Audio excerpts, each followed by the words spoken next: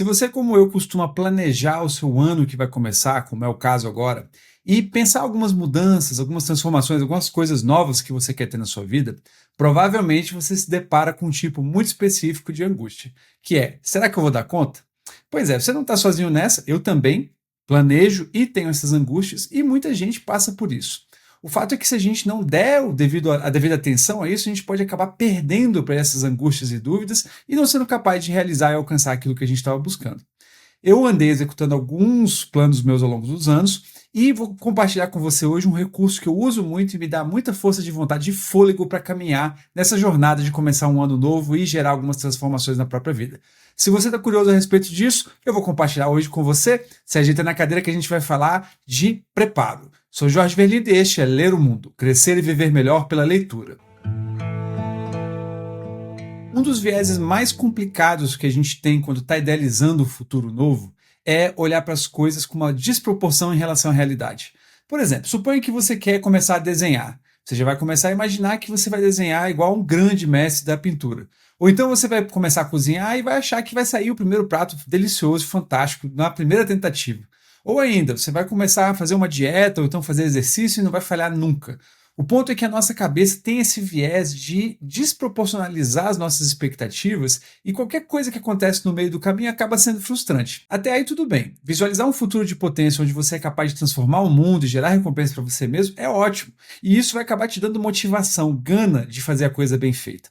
O problema principal não é a natureza do resultado, mas sim a forma como a gente encara o caminho. Como eu dei o exemplo anterior, quando a pessoa começa a errar uma nota ou outra, ela não entende que ela está transitando para algum grau de maestria. Ela acha que ela já não sabe.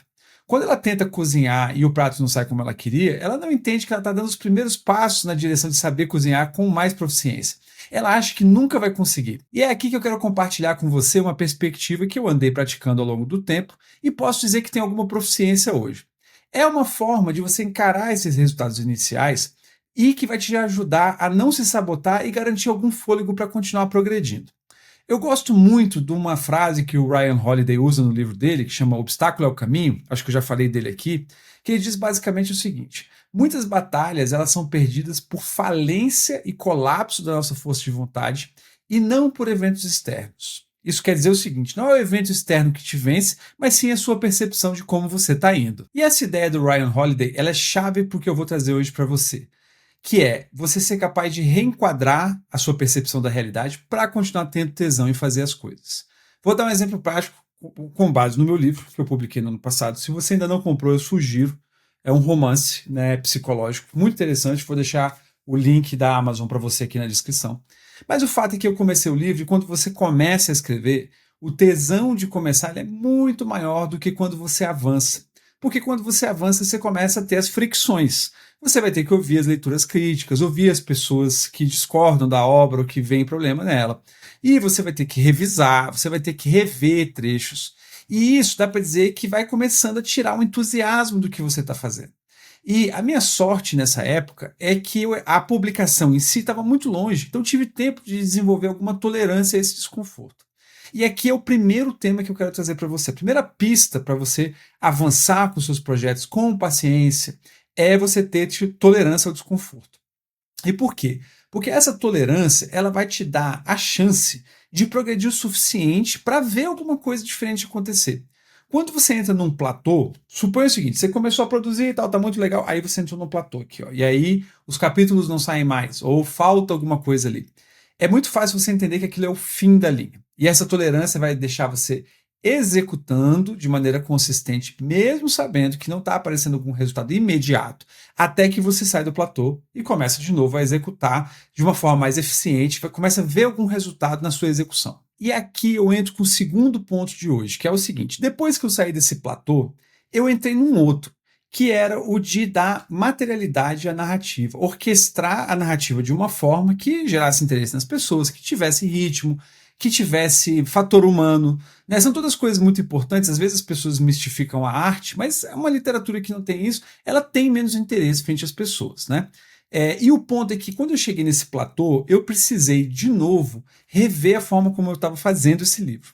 E uma coisa que me ocorreu ali foi o seguinte, e aqui é o segundo ponto que eu vou trazer para você hoje. eu decretei que aquele platô, na verdade, não era o fim do livro. Ele era uma fase de preparo. E o que eu quero dizer com isso? Isso é a parte mais importante da nossa conversa de hoje. Quando você vai cozinhar, você não tira a carne do congelador e come ela direto. Ela não sai pronta como um prato. Não sai lá com arroz, com bife, com a batata, seja lá os legumes, o que você for fazer. Você vai precisar picar tudo, selar a carne, temperar, misturar, até esperar a carne chegar num ponto, né? Toda a comida chegar num ponto em que você vai comer e vai sentir o gosto que você estava esperando sentir. Por exemplo, um estrogonofe. Vai ter que chegar até um ponto onde você vai lá e coloca o creme de leite e regula o sal, etc. Monta no prato, etc. Até um ponto onde você fala assim, isso aqui está pronto, isso aqui parece um estrogonofe, tem gosto, é bom como um estrogonofe. Então, o que eu quero dizer com isso é que entre a etapa de você tirar a carne da geladeira e ter o prato pronto, me perdoe quem não come carne, mas é um exemplo que eu tenho familiaridade, tem um monte de coisa para acontecer. E tudo isso que acontece chama-se preparo.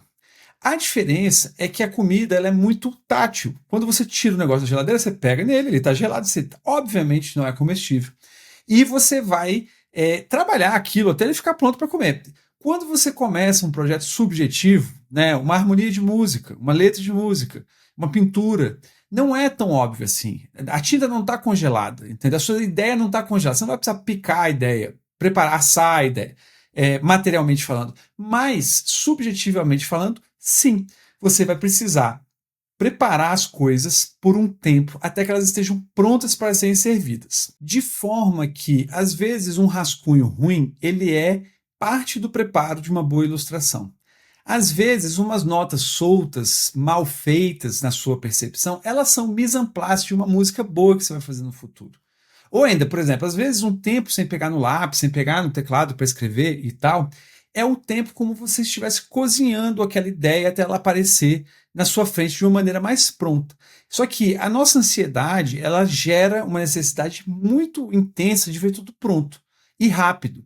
Então, em vez de você esperar aquilo maturar, né, seja qual for o seu ofício, a sua disciplina de escolha aí da arte, em vez de você esperar aquilo ganhar maturidade, estar pronto, maduro, você extermina ele antes e fala, não, é melhor não desenhar, é melhor escrever uma música, é melhor não escrever uma música, é melhor cantar, é melhor não cantar, entendeu? E é esse processo de você ir pingando de disciplina em disciplina, de atividade em atividade, ele vai te convencendo de que você não é capaz. E tudo que aquele processo anterior estava te pedindo era paciência. E para finalizar, eu compartilho com você um fato que está acontecendo comigo hoje.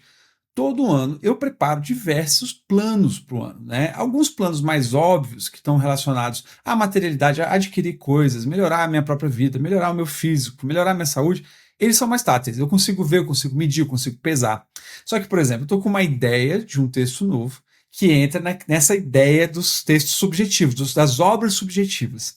E eu estou sendo obrigado a trabalhar fora da minha zona de conforto porque eu escolhi. Eu achei a ideia interessante, né? Em breve eu vou ter um texto sobre isso, assim espero. Só que essa é uma ideia fora da minha zona de conforto, não é nada parecido com o que eu já escrevi antes. Então eu passei agora, recentemente, por algumas etapas de tomar umas notas soltas, e depois eu fui olhar as notas, elas até tinham valor, né? A princípio eu pensei, vou ter que jogar fora e fazer tudo de novo. Eu voltei lá com paciência, com tolerância ao desconforto, como eu falei no primeiro ponto, e tinha valor. Depois disso, eu peguei e esbocei um primeiro ponto, assim, né? Que é essa questão de você fazer o mise en place, picar ali preparar a sua prévia da comida. E também voltei recentemente e está aparecendo algo interessante, algo que eu consigo trabalhar a partir daí. O que eu quero dizer com isso para você? Esse ciclo nunca acaba. Então, toda vez que eu for começar uma obra nova, eu tenho que ter paciência para poder. Primeiro, eu tenho que ter tolerância ao desconforto para poder produzir e chegar em alguns platôs e ter saco de recomeçar. E eu tenho que decretar umas fases de preparo, que elas são platôs, que eu não vou evoluir a partir dali de maneira tangível, mas eu estou em cozimento, estou preparando a coisa. O que eu quero dizer com isso para finalizar? É muito importante para a sua produção artística, subjetiva, criativa, pessoal, ou mesmo quando você tem um trabalho das artes liberais, vai produzir uma petição, um design, etc., você compreender que preparo é degrau, não é obstáculo. E você, o que você acha dessa conversa? Tem a ver com a sua vida ou com algo que você já viveu? Me conta aqui nos comentários. E se por acaso você gostou desse assunto, não esquece de deixar o seu like, se inscrever no canal e mandar para alguém que você acha que vai se beneficiar desse tipo de perspectiva. Sempre tem alguém precisando melhorar a sua capacidade de lidar com os próprios progressos para conseguir executar melhor as coisas que planejou. Muito obrigado e nos vemos no próximo vídeo.